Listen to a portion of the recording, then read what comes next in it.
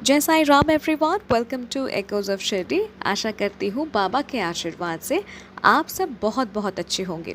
मेरे साईं परिवार के सभी सदस्यों को करती हूँ मैं हार्टिली वेलकम। एक बात तो पक्की है कि जब हम साईं शरण में होते हैं तो हमारा कोई कुछ बिगाड़ नहीं सकता। पर क्या आप ये जानते हैं कि जब तक हम अपनी गलतियों से या गलत हालातों से सीखते नहीं हैं, बाबा वही सिचुएशंस के रूबरू करवाते हैं बार बार, ताकि हम कुछ सीखें।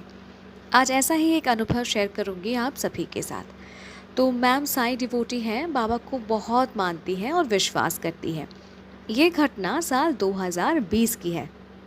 मैम साईं मंदिर जाती थी और वहाँ दो पंडित जी रहते थे। अब दो पंडित जी दो किस्म के थे।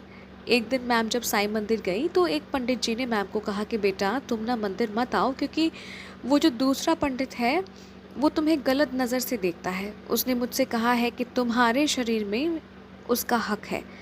तो ये सब बहुत गलत बात है। सिर्फ तुम नहीं बल्कि जितने भी महिला भक्त इस साईं मंदिर में आती हैं उनके ऊपर उस पंडित का कुदृष्टि है।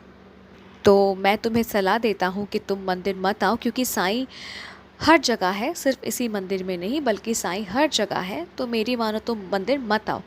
और ये सब सुन के मैम बहुत हैरान हो गई थी कि एक पंडित जी ऐसे कैसे सोच सकते हैं, जिनका एज मतलब उनके फादर के एज के बराबर ही था। तो वो बहुत हैरान हो गए कि एक पंडित जी के मन में ऐसे विचार कैसे आ सकते हैं।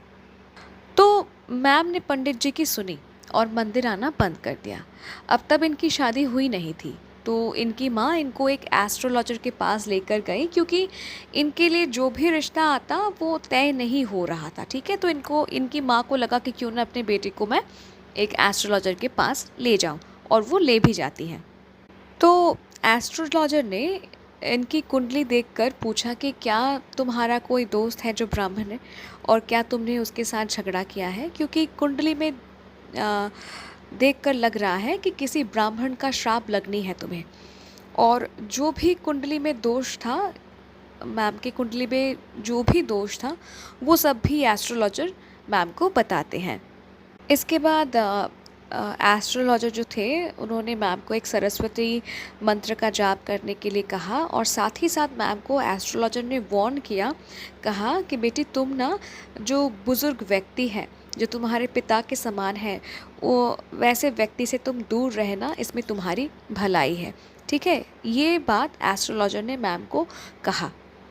सब सुनने के बाद मैम ने रिस्पेक्टफुली एस्ट्रोलॉजर से कहा कि मेरे लिए साईं ही सब कुछ है। मैं जानती हूँ कि भले ही मैं किसी मंत्र का जाप करूँ या ना करूँ, साईं मेरी रक्षा हमेशा करते हैं और करेंगे भी। पर आपने जो मंत्र दिया है मैं अनादर नहीं करूँगी, मैं ज़रूर पाठ करूँगी। अब मंदिर तो जाना मैम ने बंद कर दिया था, पर मैम रोज़ बाबा से कहती कि बाबा उस पंडित जी के लिए मैं आपके पास मंदिर नहीं जा सकती हूँ, आप प्लीज़ किसी भी तरह उस पंडित जी को आप मंदिर से भगा दो। अब उस साईं मंदिर में ना सीसीटीवी कैमरा था। कुछ दिन बाद सीसीटीवी फुटेज में कुछ फुटेज कैप्चर हुआ जहाँ पंडित जी किसी के साथ बदतमीज़ी करते हुए दिखे। तो ये जब मंदिर कमेटी वालों के सामने मतलब ये जो मैटर जो है, ये जब मंदिर कमेटी वालों के सामने आया तो उन्होंने मिलकर पंडित जी को मंदिर से निकाल दिया। अब इसके बाद मैम की शादी हुई, पर शादी होने के 6 महीने के अंदर ही इनका डिवोर्स भी हो गया था। अब जैसा कि मैंने आप सभी को बताया कि एस्ट्रोलॉजर ने इनको स्ट्रिक्टली मना किया था कि जो भी बुज़ुर्ग व्यक्ति हैं जो इनके पिता समान एज के हैं उनसे दूर रहने के लिए सजेस्ट किया था। मैम ये बात कंप्लीटली भूल चुकी थी। इनका जब डाइवोर्स चल रहा था, केस चल रहा था, तो मैम कंटिन्यूअसली नवगुरुवार का व्रत कर रही थी ताकि इजीली डिवोर्स मिल जाए, क्योंकि इनके जो ससुराल वाले थे, जो हस्बैंड थे, बहुत टॉक्सिक थे। तो नवगुरुवार व्रत के वजह से ही इनका 6 महीने में डिवोर्स हो गया। पर जब ये केस चल रहा था, मैम जब नवगुरुवार का व्रत कर रही थी अपने मायके से, तो इनके घर के पास ना एक व्यक्ति रहते थे जिन्हें मैम ताऊ जी बुलाती थी। और ताऊ जी ना बहुत केयरिंग थे। तो ताऊ जी ने कहा मैम के माँ को कि मैं आपके बेटी को स्कूटी चलाना सिखा दूँगा। ठीक है, फिर वो इंडिपेंडेंट बन जाएगी। तो मैम की माँ ने कहा था कि ठीक है, अब ज़रूर सिखाएंगे पर अभी नहीं, पहले इसका डिवोर्स हो जाए, फिर आप स्कूटी सिखाना और मेरी बेटी जॉब भी करेगी। ओके। अब क्या हुआ, एक बार नवगुरुवार व्रत के दौरान एक गुरुवार मैम को नीम के पत्ते चाहिए था। तो मैम ने ताऊ जी को कॉल किया और कहा कि ताऊ जी मुझे कुछ नीम के पत्ते चाहिए, क्या आप मुझे मार्केट में ले जाएंगे ताकि मैं नीम के पत्ते खरीद सकूं।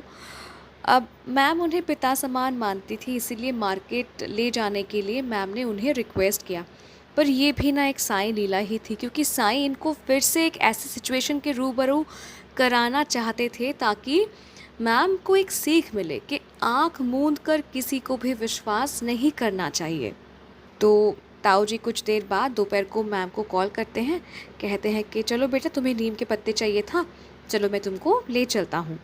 अब दोपहर को मैम ताऊ जी के स्कूटर में बैठ गई और चलने लगी जहाँ ताऊ जी लेके जा रहे थे नीम पत्ते दिलाने के लिए। तो मैम ने पूछा भी कि ताऊ जी आप मुझे कहाँ लेके जा रहे हैं, कहाँ से नीम के पत्ते मिलेंगे। तो ताऊ जी ने कहा ना कि अच्छी जगह मैं तुम्हें लेके जा रहा हूँ, अच्छे अच्छे नीम के पत्ते मिलेंगे। अब ताऊ जी मैम को ले गए शमशान घाट। मैम बहुत डर गई। मैम ने स्कूटर रोकने के लिए कहा पर ताऊ जी रुके नहीं स्कूटर को, और मतलब आगे लेकर जा रहे थे, ठीक है, शमशान के अंदर। ये कहकर कि वहाँ बहुत अच्छे नीम के पत्ते हैं, तुम खुद अपने हाथों से तोड़ सकोगी। तो मैम कंटिन्यूअसली बोल रही थी कि आप स्कूटर को रोकिए, मुझे नहीं जाना है, पर ताऊ जी सुन नहीं रहे थे। तो अचानक मैम देखती है कि पास ही में कुछ बच्चे एक आम के पेड़ के नीचे खेल रहे थे, और ये देखकर इनको बहुत हिम्मत मिली और मैम ने फोर्सफुली कहा कि अगर आप स्कूटर नहीं रोकेंगे तो मैं चिल्लाऊंगी, आप स्कूटर को रोक दीजिए। तो ये सुन के ना ताऊ जी थोड़े डर गए और मैम ने ताऊ जी से कहा कि आप मुझे घर छोड़ेंगे या मैं खुद चली जाऊं। ठीक है, मैम के अंदर एक अलग सा ही फोर्स आ गया, हाँ, एक अलग सा ही साहस आ गया। तो मैम ने कहा कि आप मुझे घर छोड़ेंगे या मैं खुद चली जाऊं। तो उन्होंने मैम को ना घर छोड़ दिया। मेरे साईं परिवार, सोचिए, एक इंसान जो नीम के पत्ते दिलाने के लिए मैम को शमशान घाट ले गए, मैम के चिल्लाने पर वो मैम को खुद घर छोड़ देते हैं। ये सिर्फ और सिर्फ साईं कृपा है। अब घर लौटने के बाद इनको एस्ट्रोलॉजर की बात याद आई कि बुजुर्ग व्यक्ति से दूरी बनाए रखना ही इनके लिए अच्छा है, और मैम ने साईं को बहुत बहुत थैंक यू किया, शुक्राना किया कि बाबा ने फिर से इन्हें एक अनहोनी होने से बचा लिया, है ना।